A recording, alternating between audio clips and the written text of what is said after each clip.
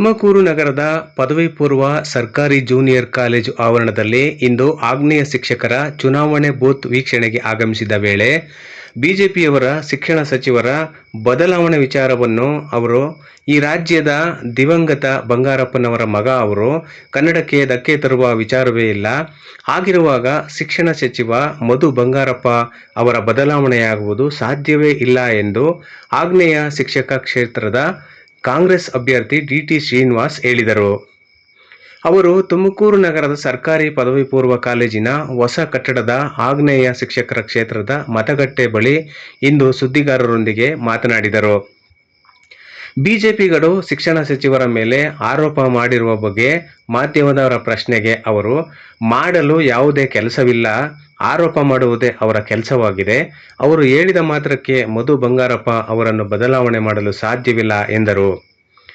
ಚುನಾವಣೆ ಸಂದರ್ಭದಲ್ಲಿ ನಾನು ಭೇಟಿ ಕೊಟ್ಟ ಕಡೆಯೆಲ್ಲ ಬಿಜೆಪಿ ಅಭ್ಯರ್ಥಿ ಎ. ನಾರಾಯಣಸ್ವಾಮಿ ವಿರುದ್ಧ ಶಿಕ್ಷಕರ ಆರೋಪಗಳೇ ಕೇಳಿ ಬರುತ್ತಿವೆ ಎಂದು ಅವರು ಹೇಳಿದರು. ಇದೇ ವೇಳೆ ಕಾಂಗ್ರೆಸ್ನ ಮಾಜಿ ಶಾಸಕ ರಫೀಕ್ ಅಹಮದ್ ಅವರು ಮಾತನಾಡಿ, ಅಭ್ಯರ್ಥಿ ಡಿ.ಟಿ. ಶ್ರೀನಿವಾಸ್ ಗೆಲುವು ಖಚಿತ ಎಂದು ಮಾತನಾಡಿದರು.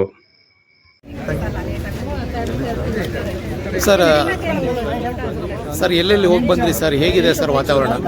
ದಾವಣಗೆರೆಯಿಂದ ಪ್ರಾರಂಭ ಮಾಡಿ ದಾವಣಗೆರೆ ನೋಡಿಕೊಂಡು ಚಿತ್ರದುರ್ಗ ನೋಡಿ, ದಾವಣಗೆರೆ ಎಲ್ಲಿ ಹೋಗಿ ಅಲ್ಲಿ ಹೇಗೆ ನಡೀತಿದ್ದು ನೋಡಿಕೊಂಡು ಚಿತ್ರದುರ್ಗ ನೋಡಿಕೊಂಡು ಹೊಳಲ್ಕೆರೆ ಹೊಸದುರ್ಗ ನೋಡ್ಕೊಂಡು ಅಲ್ಲಿಂದ ಶಿರಾಗ್ ಬಂದು ಚಿಕ್ಕನಾಯಕನಹಳ್ಳಿ, ತಿಪ್ಟೂರು, ತುರುವೇಕೆರೆ, ಗುಬ್ಬಿ ನೋಡಿಕೊಂಡು ಗ್ರಾಮಾಂತರ ನೋಡ್ಕೊಂಡು ಇಲ್ಲಿ ಬಂದೆ.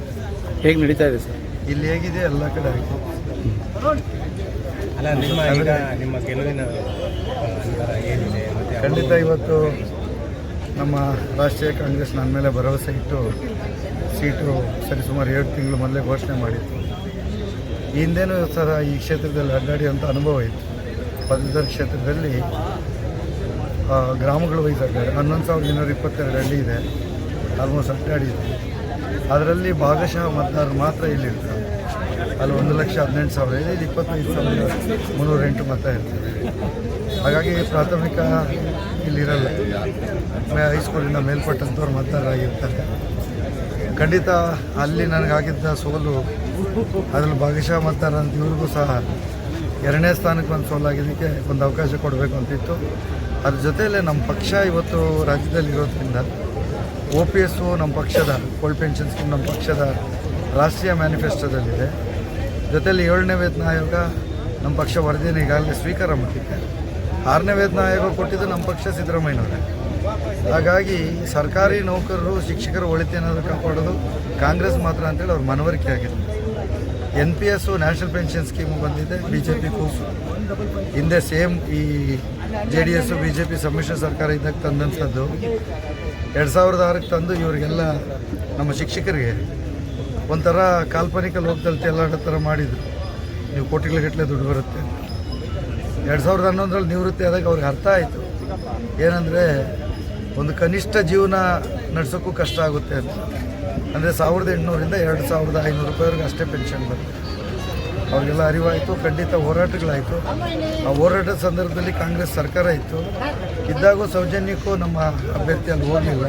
3 ಜನ ಪ್ರಾಣ ಕಳ್ಕೊಂಡ್ರು.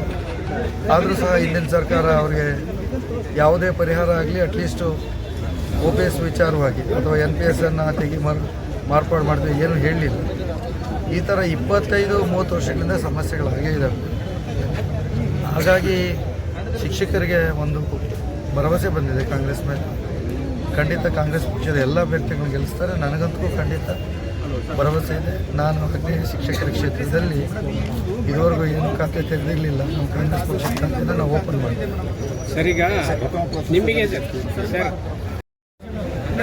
ಇವತ್ತು ಬೆಳಗ್ಗೆಯಿಂದ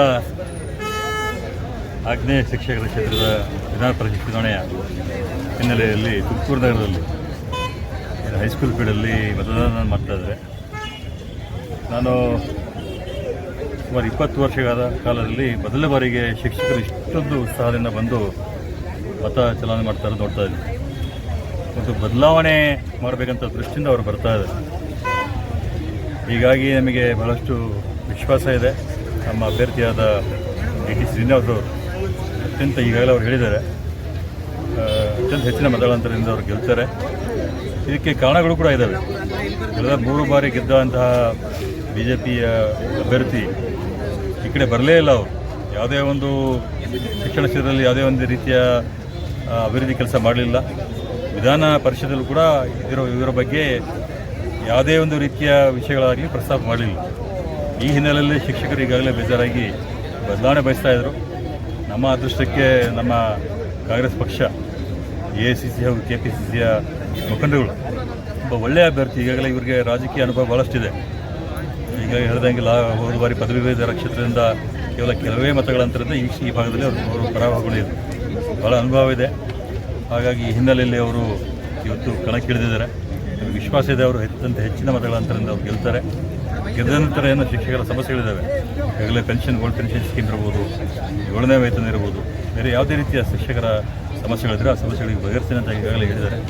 ಕಾಂಗ್ರೆಸ್ ಪಕ್ಷ ನಮ್ಮ ಪಕ್ಷ ಅಧಿಕಾರದಲ್ಲಿದೆ ನಮ್ಮ ರಾಜ್ಯದಲ್ಲಿ.